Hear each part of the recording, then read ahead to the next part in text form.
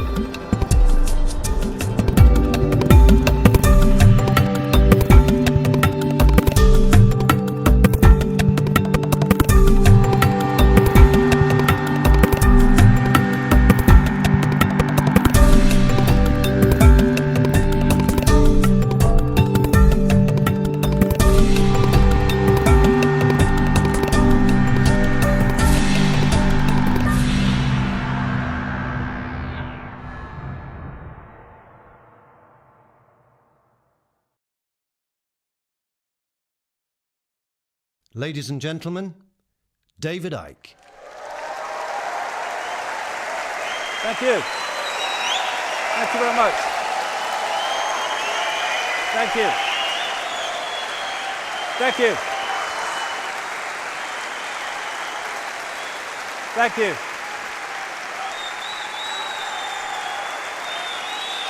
Thank you very much.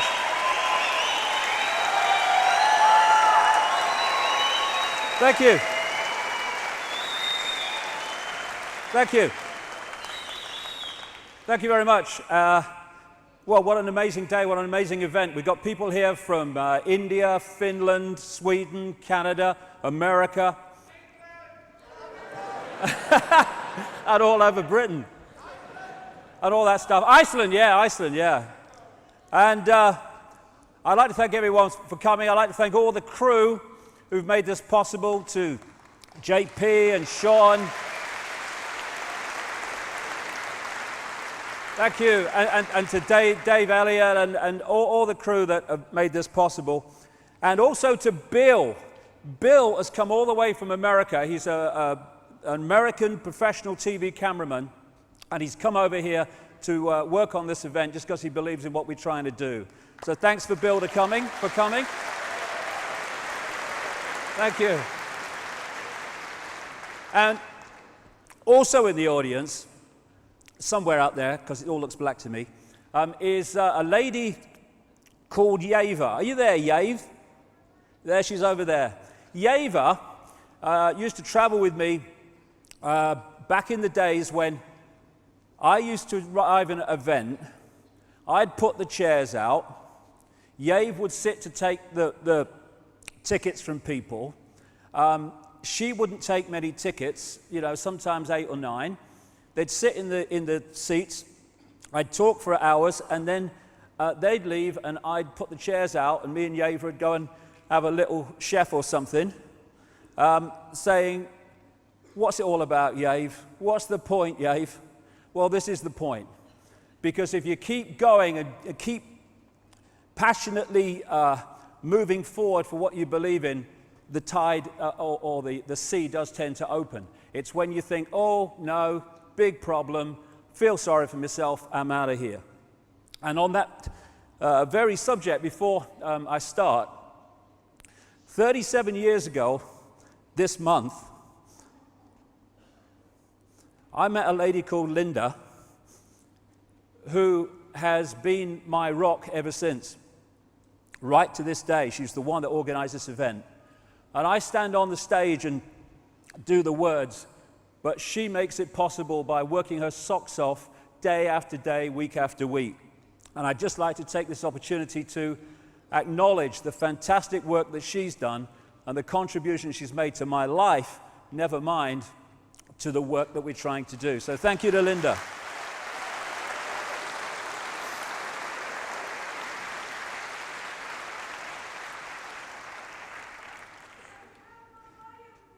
Now, free your mind. I can't hear you, so there you go. Free your mind is what the whole theme of this event is about. And, well, free our minds, because it includes mine as well. And free your mind doesn't mean believe what I say, or believe it because I say it, or take it as read. Free your mind just means opening the mind to all possibility, and then deciding what part of all possibility we choose to accept as reality. So what I'm not doing is standing up here today and saying, "I've got all the answers, here you go, here's another belief system." It's information, it's what I've compiled, it's conclusions I've come to over the last 20 years of full-time research in about 45 countries, but it's information. It's not there to be believed just because I say it. And I think I can sum it up really by what this man said.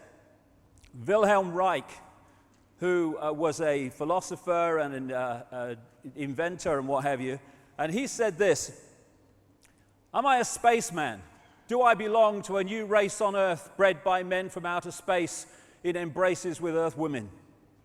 I request my right and privilege to have such thoughts and ask such questions without being threatened to be jailed by any administrative agency of society.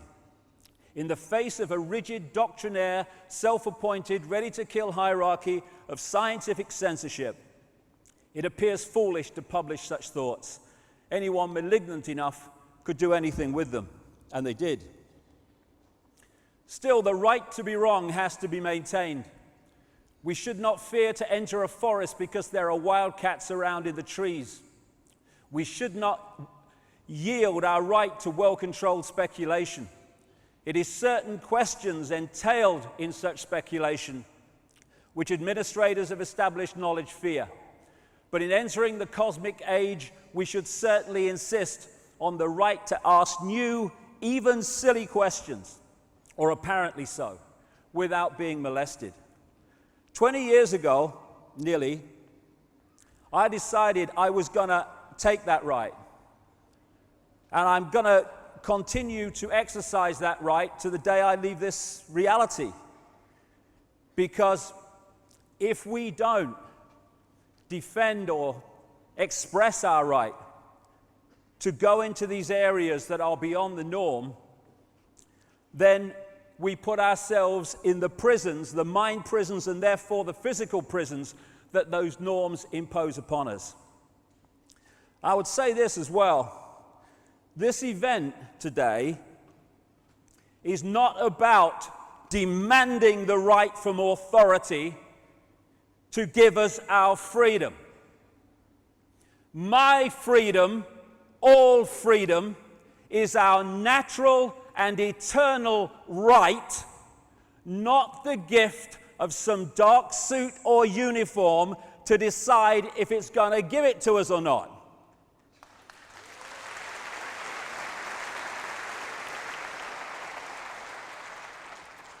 And so this is also not a day for being intimidated and frightened by this big brother crap and all these goons in uniform who seek to impose someone else's will upon us. It's just about exposing the way they're seeking to enslave us so we can see the game and therefore not play it. In fact, my attitude to Big Brother can be summed up thus.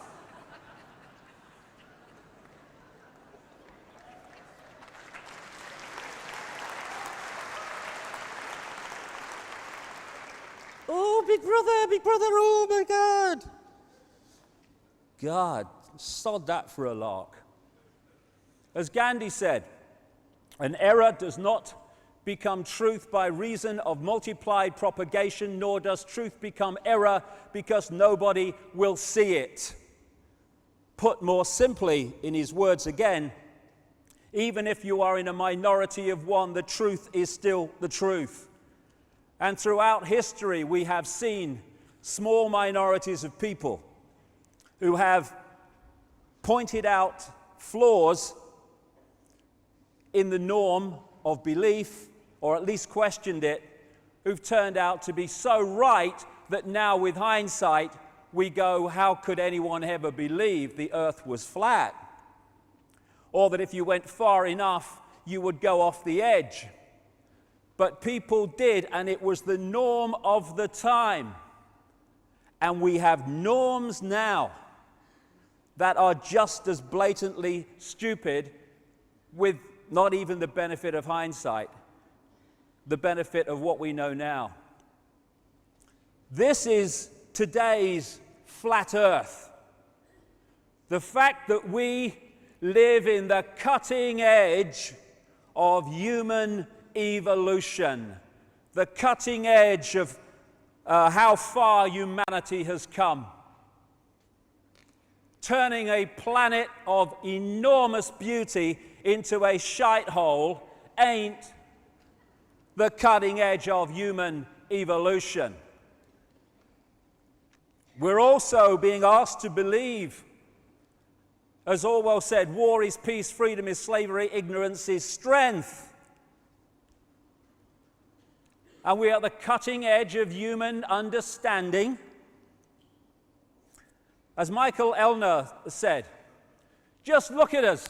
Everything is backwards. Everything is upside down. Doctors destroy health, lawyers destroy justice, universities destroy knowledge, governments destroy freedom, the major media destroys information, and religions destroy spirituality.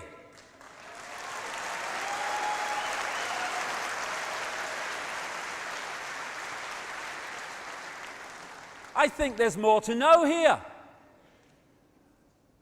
And it's all true. As H.L. Mencken said, the men the American people admire most extravagantly are the greatest liars. The men they detest most violently are those who try to tell them the truth. We live in topsy-turvy land. Why is everything upside down? Everything back to front? Why are there billions of bewildered people who don't understand who they are, where they are, what the whole business of life is all about? The world seems such a ball of confusion and complexity and bewilderment. But it is when you don't have the coordinates to connect things together. Because when you connect the dots, you start to see that apparent complexity as it's played out, an apparent bewilderment as it's played out, has a very seriously clear picture that emerges. Because as you connect the dots between different people, organizations, places, religions, history, suddenly the picture starts to form. Oh, so that's it.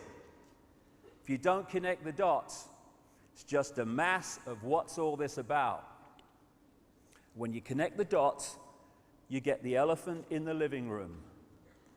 You can start to see daily life and the daily news, or passes for it, and all this stuff in a completely different light.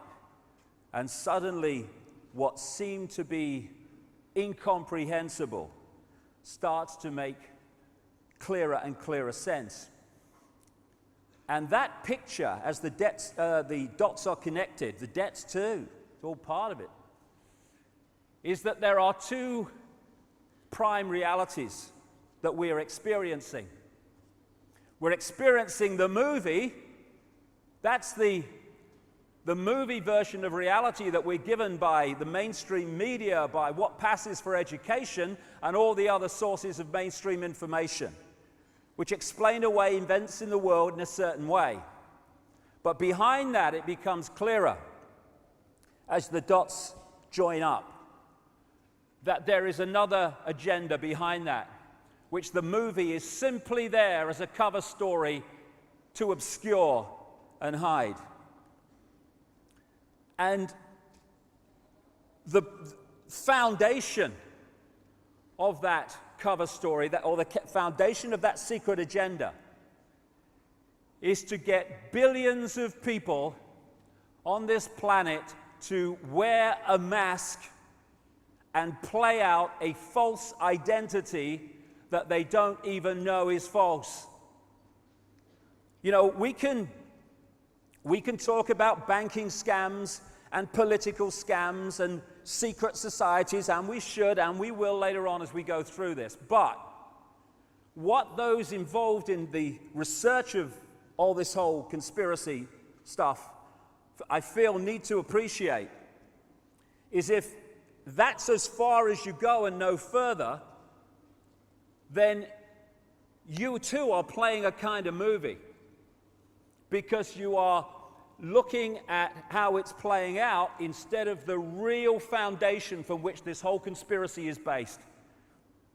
And that is manipulating people to believe they're something they are not and to forget what they really are.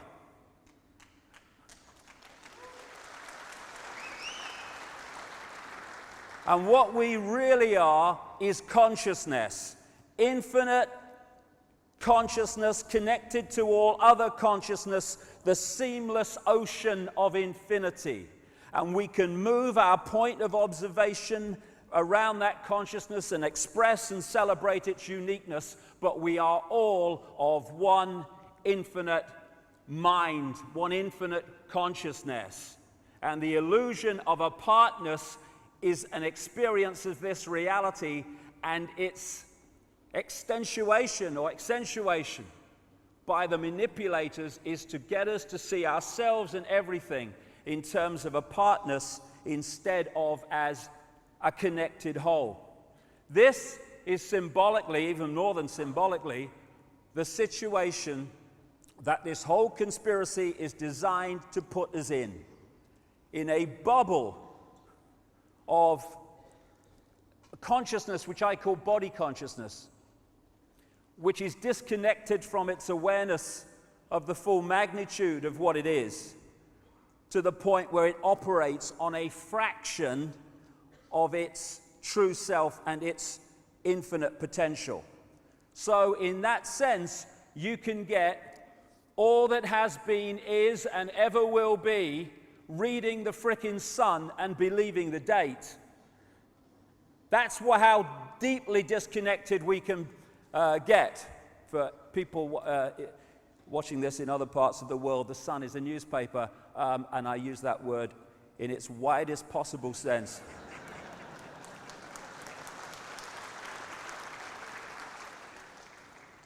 You know, my brother said to me years ago, he said, you know, Dave, what's it all about? He said, you're born. He said, and then you kind of get older, and then you die. I mean, what's it all about? I mean, what is it all about? We're born into this world. We go through these kind of situations of going older and doing this and doing that and doing the other. And then we get older, and loads of people in the world, vast numbers of people, it's a struggle and it's an effort and it's a daily grind, and am I going to survive another day? And then at the top there, oh, you know, what will God think of me? You know, I mean, it's a great line, isn't it? Hey, you know, some travel agent on some other dimension. Hey, great vacation holiday, mate. What you do is you go into this dimension, you're born, you struggle all the way through it, lots of emotional upheaval. Then you get older and your body starts to break down. And then some guy on a cloud decides if you're going to go and sit next to him or if you're going to go to hell and stoke the fires forever. I mean, you think, yeah, I'll have 2 tickets, wouldn't you? What's it all about? I mean, there's got to be something else. If there isn't, I'm out of here and I'm staying. So,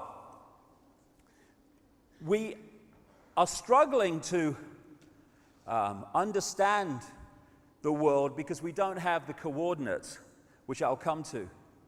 And it's obviously a world with some major problems in terms of its operation and the way it's run. Doctors destroy health. Doctors destroy health because health is not about health, it is about wealth. It's the transnational drug corporations controlling the medical system, so the scalpel and the drug is the only response, overwhelmingly, to human dis-ease. And you know, some of the side effects of these drugs, if you've ever been to America and listened to the drug adverts is one after another in America. They pay for American television, these things. And because of the law there, they tell you what the drug does, or supposed to, and then they have to reel off all the side effects. But they're not side effects, you see. That's another little con. Oh, these are the side effects of this drug. No, they're the effects, mate. Not side effects, the frickin' effects.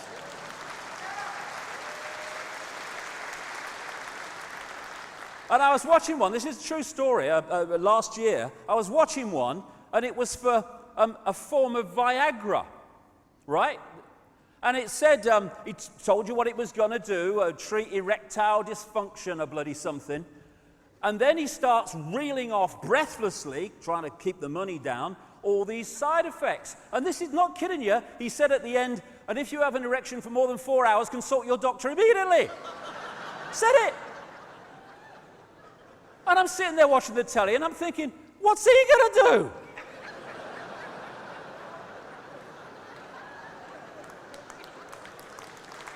I mean, excuse me, doctor, I've got this problem. What do you want me to do? The world's mad. God, I tell you what, if I had an erection for 4 hours, I wouldn't consult a doctor. I'd thank bloody God, me. 3 hours, 55 minutes, bigger than my bloody record already, I'll tell you.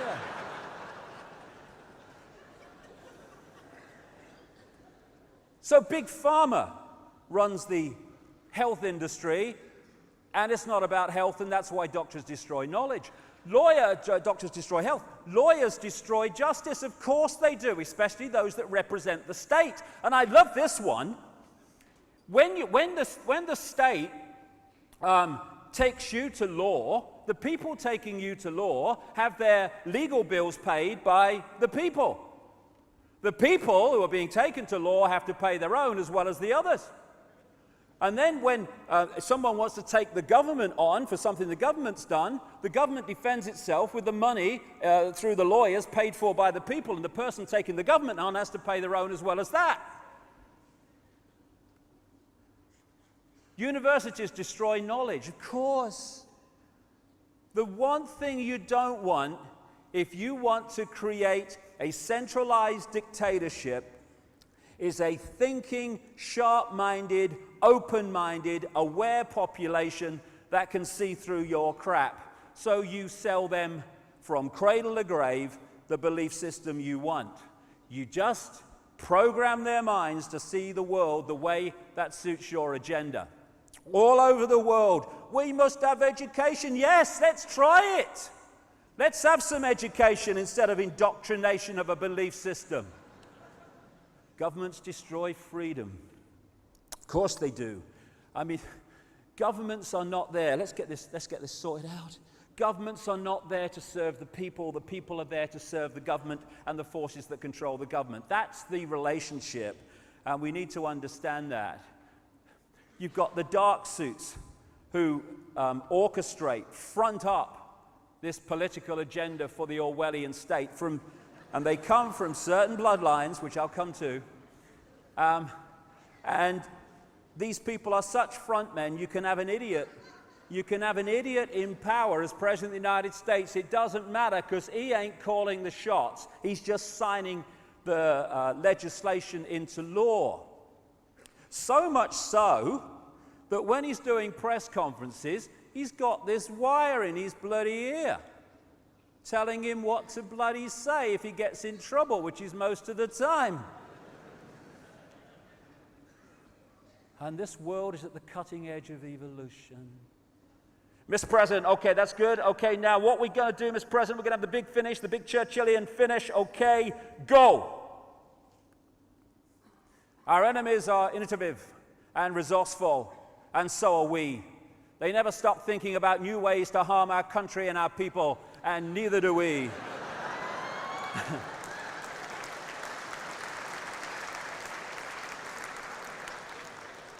Did you get that? Did you get that, Mr. President? True quote. And now we have the choice between three people who are all controlled by the same force. It's called democracy. Which front man or woman do you want? There you go, cross there. And these are the people who are fronting up the destruction of our freedom of expression. Then the media. The media are there to tell the people the version of life and events that suits the agenda. And those real journalists who don't will tell you how hard it is to get other kinds of information into the mainstream. And the worst kind of censorship is self-censorship, where you know it ain't worth crossing that line because A, you'll get yourself in trouble, and B, it won't get in the paper or on the news, so you edit yourself. That's going on all the time.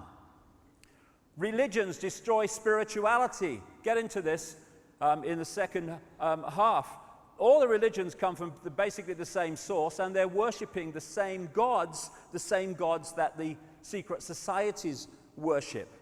And what my father used to call bricks and mortar religion is there to enslave the minds of the people and divide and rule the people, not to open people to the true infinite magnitude of who they are. You can't say that! Pope will go mad! Couldn't give a shit, mate.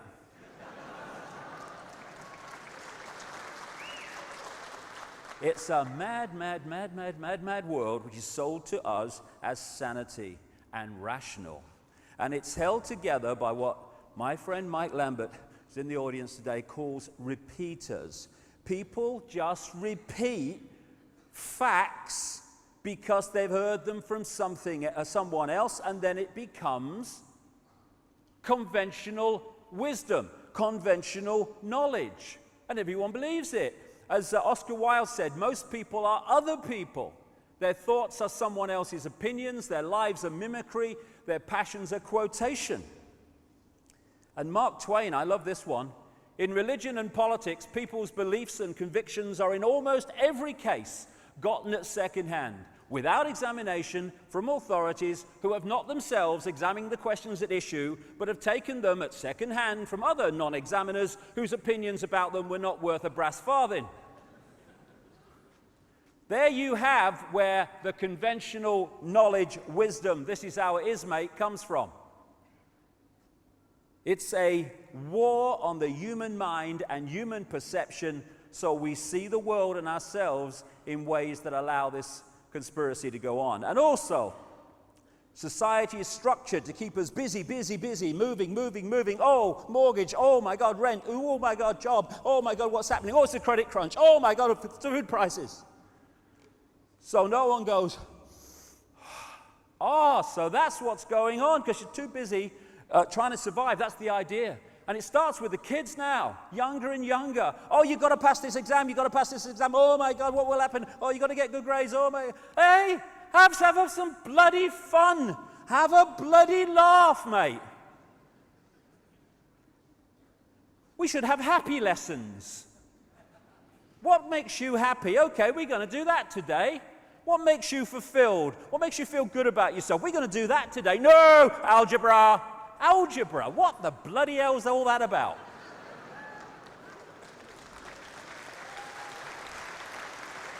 I could never work it out. I never tried, really. What does X equal? Couldn't give a shit, mate. Whatever you say. Ain't bothered. I've lived 56 years, right? I've never used bloody algebra. I've never entered my mind. Shh. Get that one, delete file. So we have this world of apparent confusion because of the way that it operates. We turn out shite that we don't know what to do with.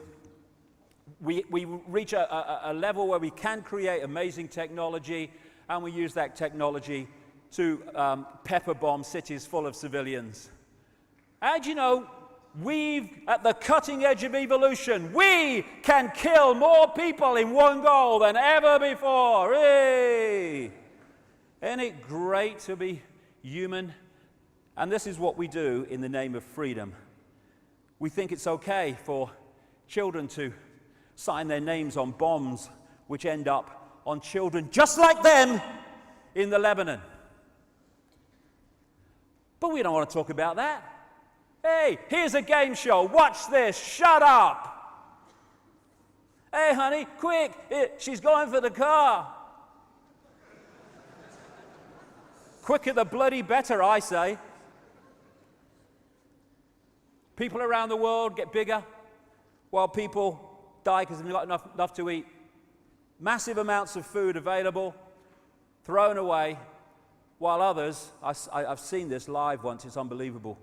People living off rubbish tips to survive. But we don't want to talk about this.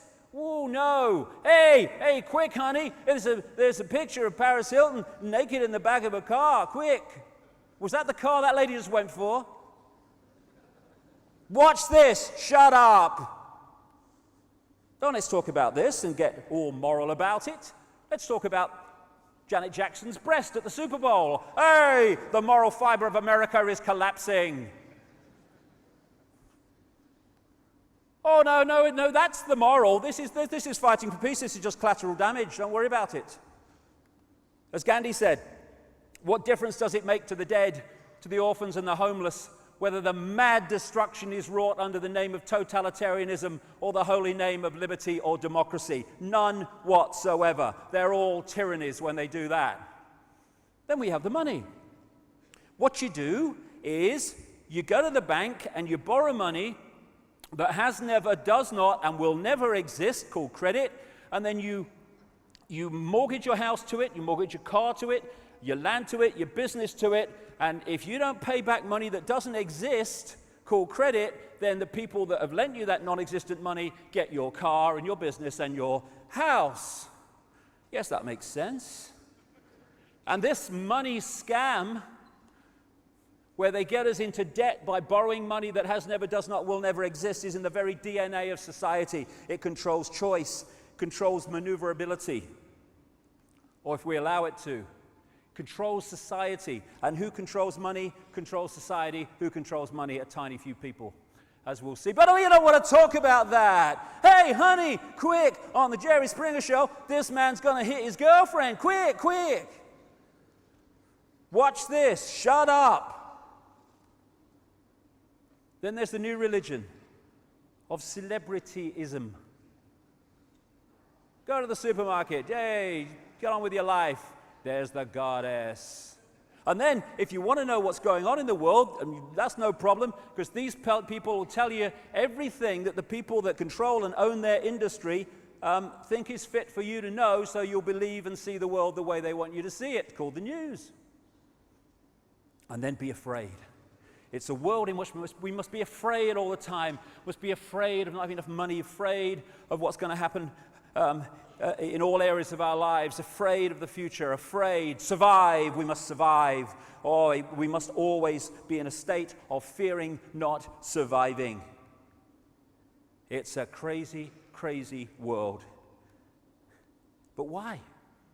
Why is it an upside down, lunatic world that we live in? People might say, oh, it's all a coincidence. It just happened like that. Well, I would say after 20 years of this, that it is coldly calculated to be like this because of the outcome that it gives those who are manipulating society in this way. And it's not just one level. There are multi-levels to this conspiracy. Yes, there's dark suits sitting around a table and orchestrating this to an extent, but they're still the gophers playing it out. It goes much, much deeper, and we'll go there as we go along today. The reason we are confused about the world and everything that goes on in it is because we don't have the coordinates. We don't have the coordinates from which to see how things fit together. I remember I was on the Isle of Wight ferry once, and what it does, it comes out of Portsmouth Harbour, it goes along the coast a little bit, and then it turns out and goes across to the Isle of Wight. Well, it was so foggy on this day that you couldn't see the land here, as you normally could. So you're going along, and you just see fog. And after a while, it seemed to me and others that it was just going straight. And I thought, this sodding thing's going to France. What's going on? And I said to one of the crew, what's happening? This is not going the right way, is it? And the next thing you know, the Isle of Wight pier appeared in front of us. It had actually gone absolutely the right way. But because I didn't have the coordinate in which to make sense of that, I was completely lost in the direction I was going. That was so symbolic of the way it works. So I'm going to go through a lot of coordinates today. Because when the coordinates are put into place, then what happens becomes, or what is happening becomes totally blatant as the dots connect. It's a duck. You're a journalist, aren't you? Yes. How did I guess? Coordinate number one. Who are we? How few people kind of seem to ask that question, in my experience anyway. I live in the real world, mate. I've got to get on with my job and my life. Yeah, but who are we? What are we doing? Oh, don't bother. We're going to get on with my life. But without this knowledge, this key coordinate, how the hell can we understand what's happening and our part in it?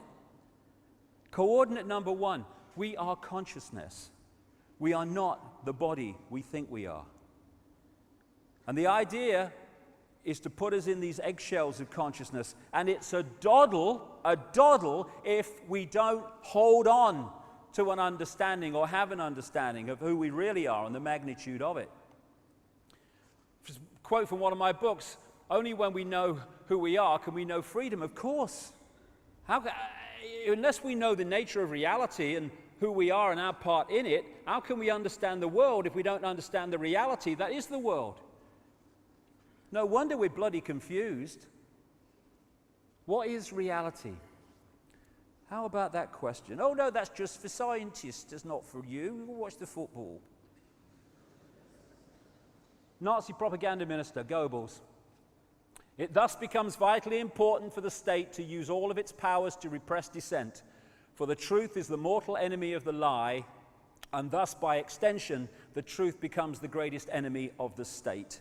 And the truth that is most suppressed, the biggest lie of all of them, on which all the others are based, is it's all an illusion. This physical world is not physical, it's not even out there, it's in here. It's a holographic projection. So come to as we go along. It's an illusion of physicality, an illusion of solidity. We are consciousness. And it's so easy to trick the brain to see reality in ways that are not actually what it's looking at. This is this amazing bloke who draws pictures on flat pavements, and yet the mind reads them, the brain reads them as three-dimensional. Does some great stuff. There's another one. We can look at that as, 7 compartments, or we can see that as a box. Depends on how the brain reads it.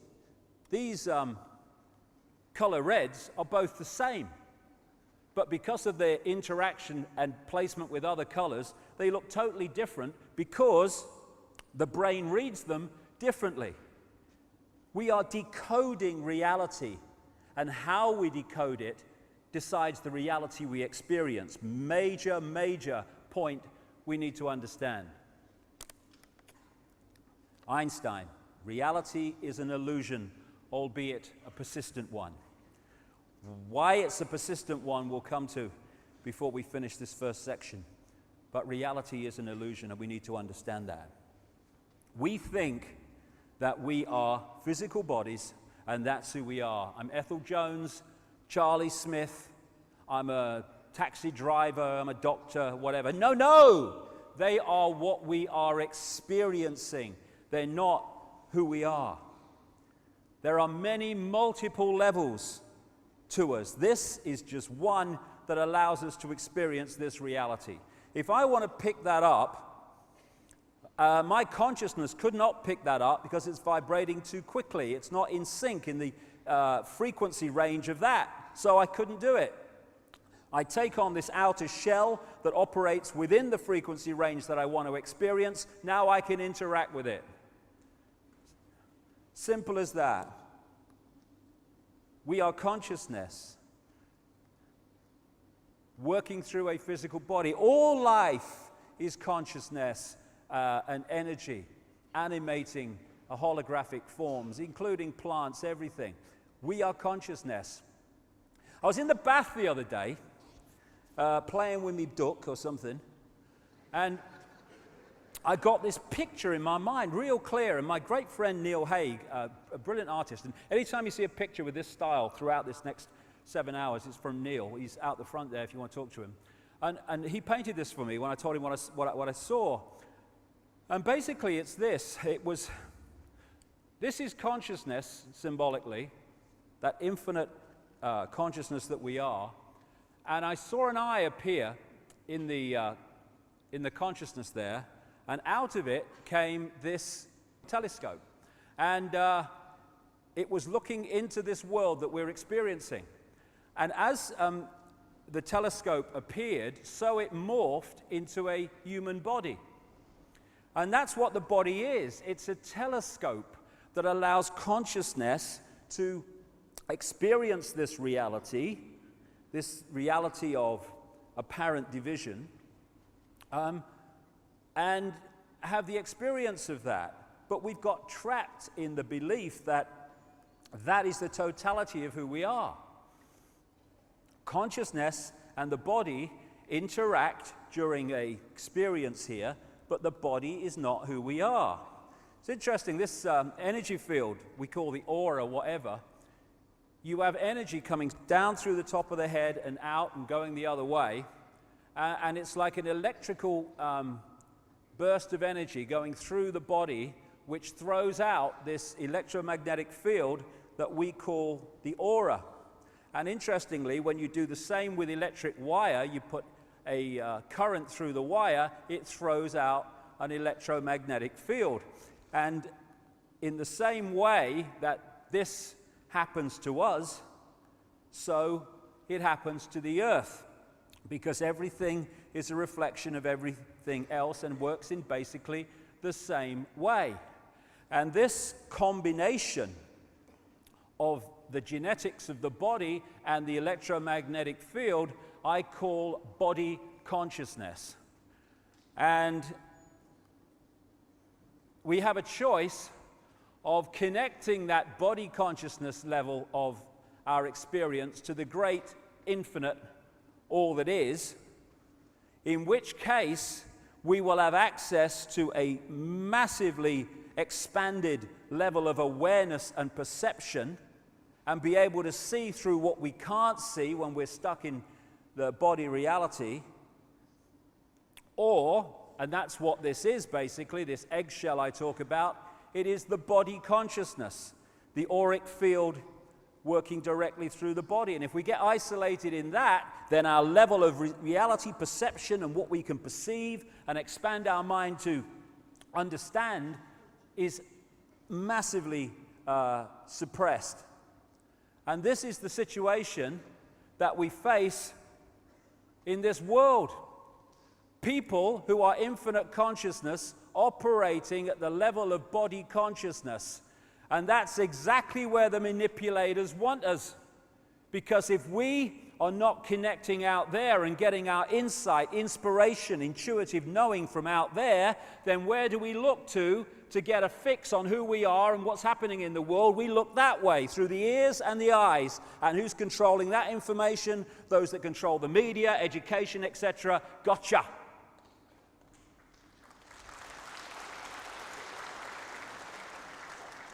The body, I call it a genetic spacesuit. And it's kind of funny. You know, if you were on the moon with someone and an astronaut started thinking he was his spacesuit, I mean, crikey, can you imagine? Hey, Houston, we got a problem. Bill thinks he's his spacesuit. He's bloody mad. Of course he's not his spacesuit. Yeah, but we think we're our spacesuit. And what would there be in that situation on the moon? There would be chaos. Well, that's why there's chaos here, because we believe we're our spacesuit. That's what makes racism so insane. It's like saying, oh, I'm better than you because my spacesuit's different color. Bloody ridiculous.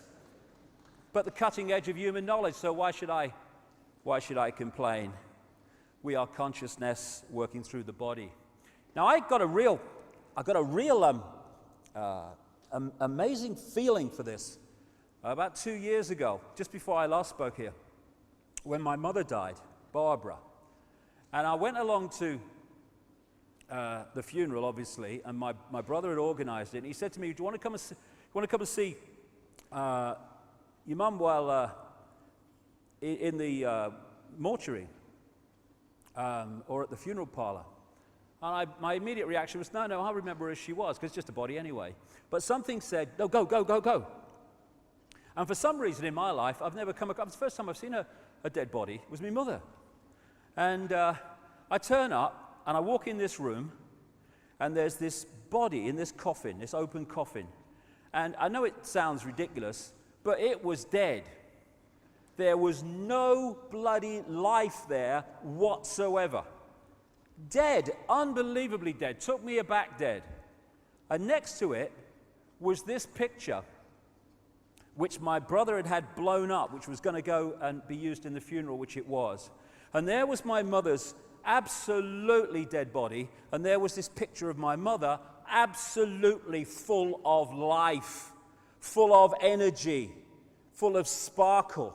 And I stood there, and I could see in those two images what life is, what consciousness is, because that was alive, that was dead. We are consciousness, and we've got confused. And in identifying who we are with the body, we've seriously buggered up our sense of perception and therefore our ability to be free. The energy that or the reality that we are experiencing, that we apparently see with our eyes, is just a frequency range. That's all it is, and it is minute. What we call visible light. According to current mainstream science, the electromagnetic spectrum is 0.005% of the energy known to exist in the universe. 0.005%. And visible light, which is the only frequency that our eyes can decode into this reality, is a fraction of the 0.005%. We are basically visually blind in terms of what exists in the same space that we're experiencing. It's just a television, holographic television station we're experiencing. Tiny frequency range, visible light that we are experiencing. And what we are is, at this level, receiver transmitters of information. And the range of frequencies that we are accessing decides the range and perception and awareness of reality that we experience. So the more you can close down the range of frequencies that we are accessing, the more you close down the perception and the sense of infinity of the people you are targeting. The body is a biological computer.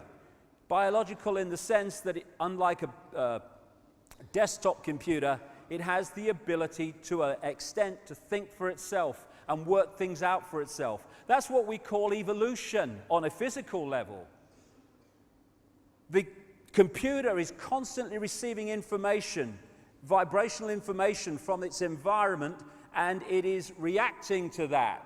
It does it all the time. If we go into a place where it's cold, it will react to that. Where it's hot, it will react to that. And it's the same with things like animals, that over a period of time, their environment changes. That information is being received by the computer and analyzed by the computer, and it's making changes. And if those environmental changes, habitat changes, happen slow enough, that is why you see animal bodies evolve to fit the new environment. But if it happens really quick, we call it extinction because it can't change fast enough.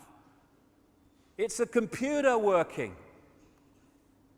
And we are receiving vibrational information which we're decoding into this reality. Get into that more shortly. We are interacting with this infinite consciousness, but how much of that consciousness are we reacting to with? That depends on the range of frequencies we're accessing. And we're a bit like a dodgem car in a fairground. You know, you've got the dodgem car, it's going round, it's doing everything, lots of energy, and then once the power is switched off, it's, hey, my car's gone dead. Yes, because its energy source is gone, and that's what we call death. Not death at all. It's the movement of consciousness out of this reality. That's all. What we call near-death experiences have enormous amounts of common stories about what they experienced when they left the body and then were returned when their body was revived.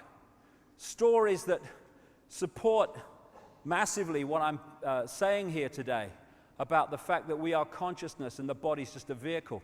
They talk about going through the tunnel into another reality and how limitation disappears, how the emotional intensity disappears, because a lot of that emotional intensity, if not all of it, is body consciousness. This is what one near-death experiencer said about what he experienced when he left the body. Everything from the beginning, my birth, my ancestors, my children, my wife, everything comes together simultaneously. I saw everything about me and about everyone who was around me.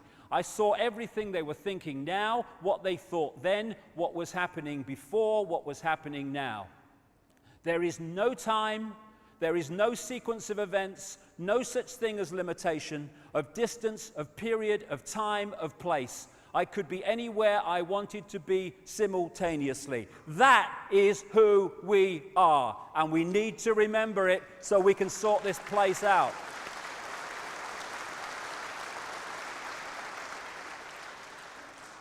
What do you mean there's no time? That's stupid. Oh, right.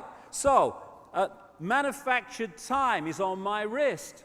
If I cross a certain invisible point in the world, I enter yesterday or tomorrow. Ridiculous. It's a decoding illusion, time and sequence. As William Blake said, to see a world in a grain of sand and heaven in a wild flower, hold infinity in the palm of your hand and eternity in an hour. Everything is everything else happening at the same time.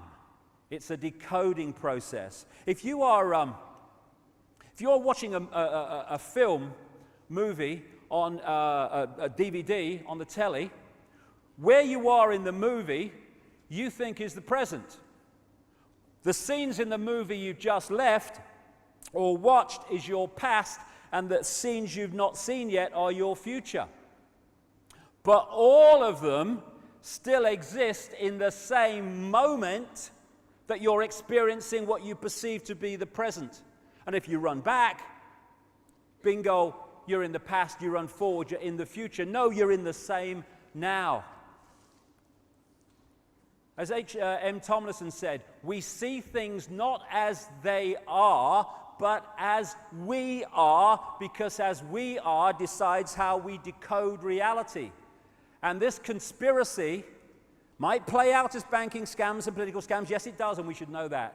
But this conspiracy is about manipulating our sense of who we are so we decode what they want us to experience.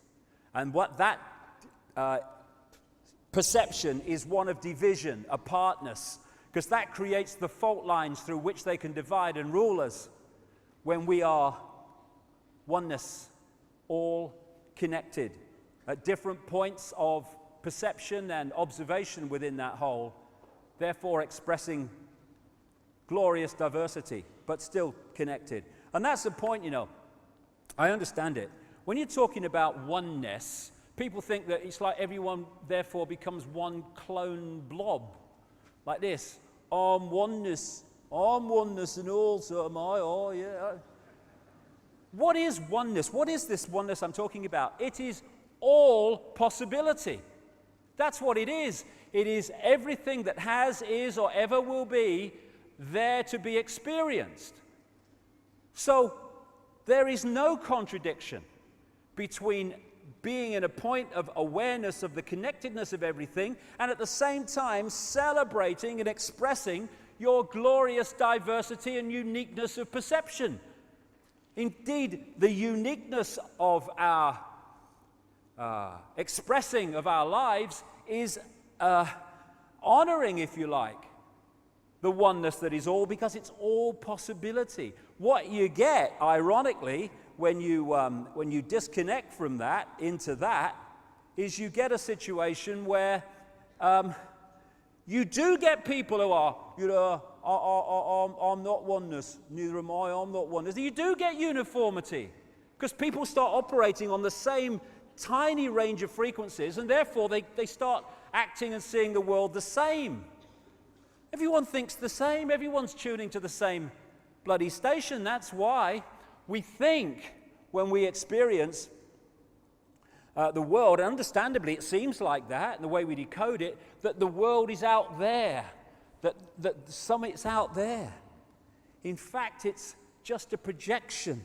It's all going on in our minds, in our heads, as we decode reality. As the great Bill Hicks, the American comedian, said, what a great man he was, great man.